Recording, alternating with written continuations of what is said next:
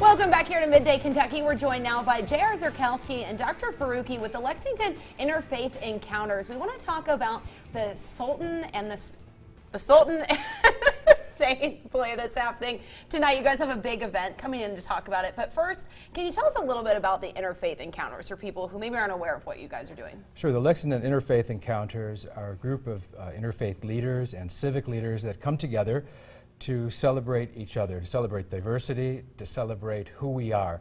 We figure that if we can learn one another through encounter, through getting to know each other, then stereotypes and biases and all kinds of preconceived notions are put asunder, and we can learn to work together for the common good, and we can build a more compassionate, more united Lexington. And so is this a group that goes out into the community and raises funds and for all different types of things?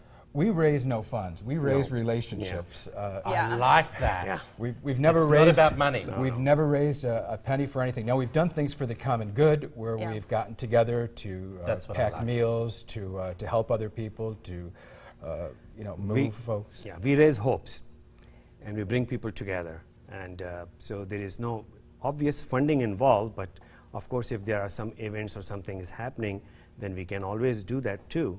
But that is not the main subject of the encounter.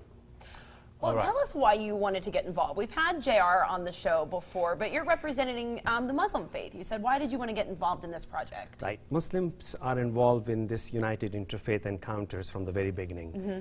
And I've been involved with the JR with multiple other projects we did together. I personally and we personally feel as a Muslim community that with the rising extremism in some part of the world, especially in the Middle East and other places, it is high time that we need to come together. Why? Because we have to give a counter narrative. There is unfortunately a narrative which is, I must say, and please excuse me, by the media and also by some leaders, that it is particularly belong to one faith, one group, and one group of people of faith. So we have to develop this counter narrative, because this narrative brings the different communities against each other, and mostly there's Muslims and Christians. So it is, I think, the need of the time to do it and participate in it. Okay, well, let's talk about the docudrama to begin with, the Sultan and the Saint. Tell us a little bit about this. Well, in the year 1219, Francis of Assisi, who was he started the Franciscan friars, the Franciscan movement, if you will, was participating in the Fifth Crusade. The Fifth Crusade was happening. Francis wanted to go meet the Sultan of Egypt, who was a Muslim. Now, mind you, the rhetoric that we had heard, it was very inflammatory at that time. People were talking about the Muslims as being satanic, as being no good, as being just absolutely rotten. So Francis, being a Christian, being a follower of Jesus Christ, wanted to go there and wanted to convert the Muslim leader. And he wanted to convert the Sultan. Well, he didn't convert the Sultan. What he found out was that the Sultan was a good man. And they became friends. And they both worked for peace and to stop those crusades.